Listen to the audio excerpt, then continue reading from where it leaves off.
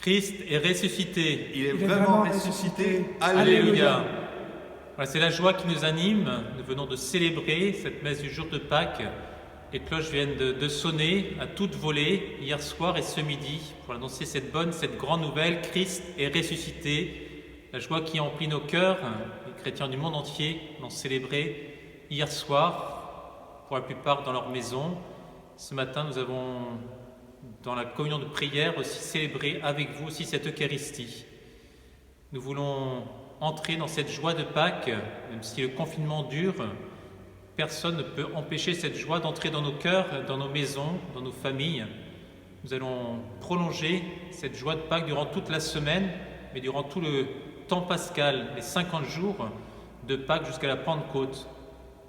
Nous sommes 3 confinés presbytères, Didier, David et moi-même. Il nous a rejoint depuis hier soir aussi un 4e invité surprise. Le cierge pascal, signe du Christ ressuscité, de la lumière qui vient illuminer nos ténèbres. Ce cierge pascal, cierge nouveau qui a été béni. Nous aurons l'occasion aussi, dans nos différentes églises, de nos relais aussi, de propager cette lumière un peu plus tard, dès que nous serons autorisés. Chaque fois que nous terminons une messe, nous avons l'habitude des annonces paroissiales. Alors, il y a une grande annonce aussi à faire. Je crois que David a quelque chose à nous dire. Effectivement, Michael, jeudi, au cours de la messe du jeudi saint, Monseigneur Denis Moutel, notre évêque, m'a appelé à l'ordination presbytérale. Et du coup, je suis super content de pouvoir vous le partager.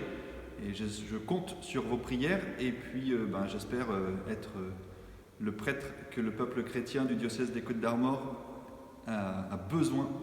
Et donc, je suis très, très content pour vous. Merci David de nous partager cette bonne nouvelle.